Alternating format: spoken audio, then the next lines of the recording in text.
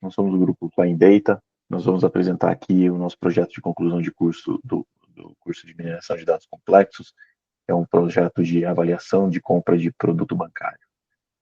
Eu sou o Felipe, o nosso grupo é composto pelo André, o Carlos, eu, o Gustavo e o Matheus, que vai me ajudar aqui na apresentação. E a gente tem como objetivo criar um modelo que vai ajudar a melhorar a efetividade de campanhas de marketing de uma instituição financeira que está oferecendo produto de investimento de prazo fixo. Então, é um projeto, um problema de classificação binária, que a gente tem que predizer a contratação ou não do produto, e a instrução é que a gente use o F1 Score como principal medida de ranqueamento dos projetos, dos modelos. Comentando um pouco sobre o nosso conjunto de dados, a gente tinha aproximadamente 40 mil amostras. A gente separou inicialmente 25% dessas amostras para teste, 75% para treinamento. E comentando sobre as nossas features, elas tinham 3 tipos de características. Pessoais, que refletiam o perfil do cliente, histórico de campanhas anteriores e quais foram os contatos com o cliente que a gente obteve, e o cenário econômico, que reflete sobre os fatores externos que influenciam na tomada de decisão do produto. E a nossa variável target, ela é sim ou não, se o cliente comprou ou não o nosso produto. Comentando sobre as nossas variáveis, a gente possuía 10 variáveis categóricas e 10 variáveis numéricas. Dentre elas, a gente gostaria de destacar a variável duration, que é a duração do último contato em segundos. E ela é uma feature que ela não é conhecida antes da gente entrar em contato com o cliente. Então, a gente usará 2 modelos diferentes. Um modelo desconsiderará essa feature, e ele servirá como uma pré-qualificação do nossos clientes, e um segundo modelo que será usado durante a chamada, e ele vai avaliar a probabilidade do cliente comprar ou não esse nosso produto usando essa feature. Analisando aqui um pouco a distribuição das features das amostras em cada uma das características, a gente vê que as características individuais, numéricas, elas têm uma alta concentração na sua maioria, exceto pela idade, que tem uma distribuição mais próxima da normal, e as características de contexto econômico, que são as de baixo, elas têm uma distribuição que não segue um padrão. Como elas têm também ranges muito diferentes, a gente vai precisar fazer alguns tratamentos para isso. Já as características categóricas, a gente vê que algumas são mais concentradas, outras menos, e algumas elas têm uma distribuição mais comportada, e algumas delas têm uma distribuição aqui num formato mais de cauda longa. Analisando a característica alvo, a gente vê que é um problema desbalanceado, como geralmente acontece com os problemas com os casos de campanhas de marketing, onde só 10% dos contatos geram sucesso. Na verdade, 11%, e não é nem um valor tão baixo para campanhas de marketing, mas é bem desbalanceado e a gente vai fazer tratamentos para isso. Outra análise que a gente fez foi a correlação de Spearman para as características numéricas. A gente observou que as características de contexto econômico têm uma alta correlação entre si, o que pode indicar uma redundância nessa informação. Com relação às características categóricas, a gente fez algumas análises para identificar algumas ocorrências mais frequentes, como aqui, por exemplo, em que a gente vê que os aposentados e os estudantes têm uma alta taxa de conversão no histórico da base, enquanto que outras profissões têm taxas menores. Outra variável que a gente analisou foi a default, porque ela tem uma alta ocorrência de valores unknown, e na hora de definir que tratamento dá, a gente foi olhar a concorrência dela com o sucesso, e a gente viu que os unknowns têm um comportamento diferente dos no, que são os mais frequentes. Então a gente optou por deixar isso como uma informação adicional ao modelo, ao invés de aplicar algum outro tratamento aqui.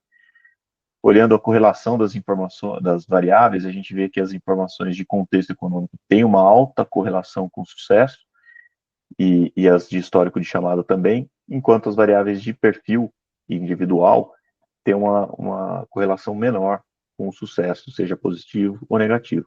Isso pode impactar também o modelo lá na frente.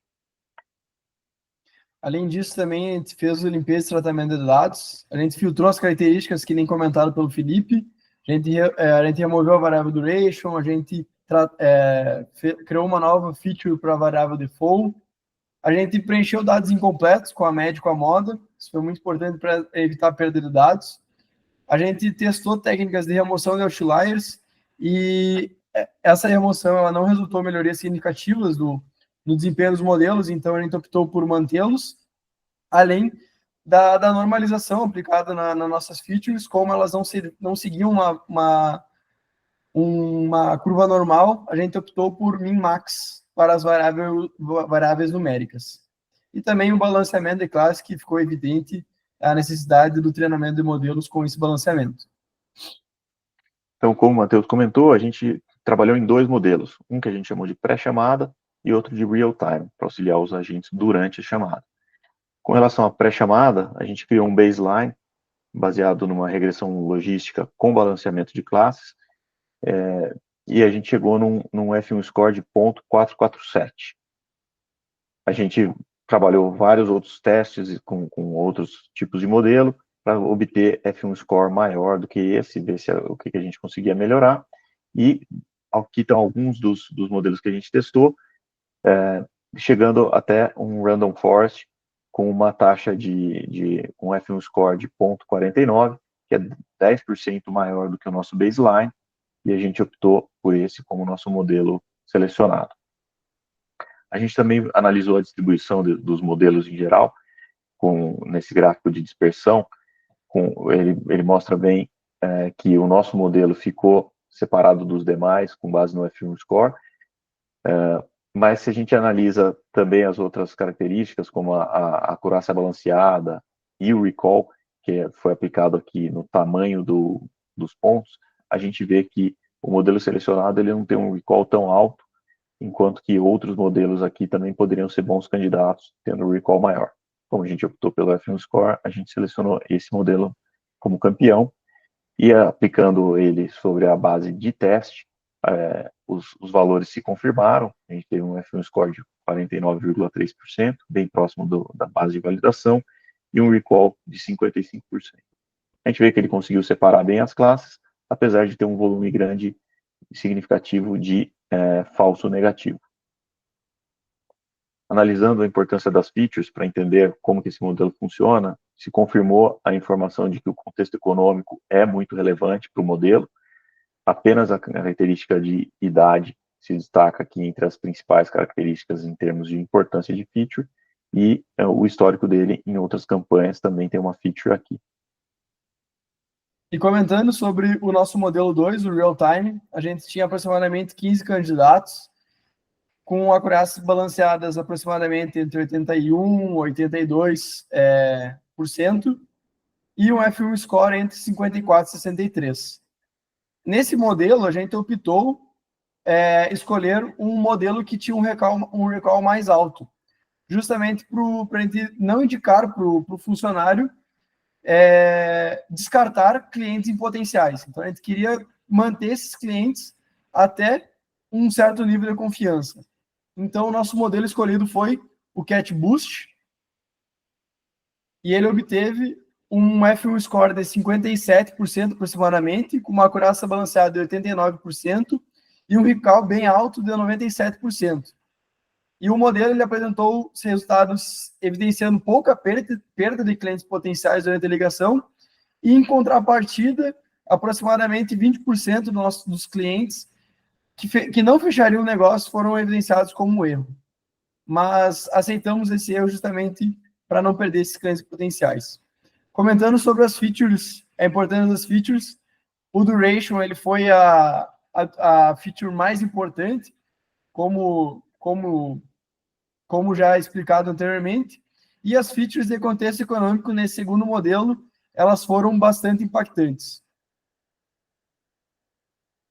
A gente também quis trazer explicabilidade no modelo a partir da análise SHAP, que ela explica o valor da feature e o quão impactante ela é na nossa variável de interesse. Então, destacamos a variável duration, que valores mais altos dessa feature, ela impacta positivamente no modelo, e valores mais baixos ela impacta negativamente. A segunda feature, ela traz valores altos e valores baixos, impactando negativamente, e isso é evidenciado pelo conjunto entre todas as features pelo conjunto total, não só essa variável única e exclusivamente. Além disso, ele também quis trazer o resultado da pipeline completa. A pipeline completa ela começa com a ideia de uma nova campanha e o modelo 1 ele serve para pré-qualificar esses clientes nessa nossa base de dados. Então, de 100% dessa base de dados, a gente entraria em contato com aproximadamente 15% dessa base, e o modelo 2, ele indicaria real-time qual a probabilidade do cliente comprar ou não comprar esse nosso produto. E a pipeline completa ela ficou aproximadamente com 81% de precisão e foi um resultado bem satisfatório observado pelo grupo. Bom, para concluir, a gente destaca aqui alguns desafios, né, que a gente encontrou. O principal deles é que a gente tinha poucas variáveis explicativas sobre o cliente e sobre o relacionamento dele com a instituição.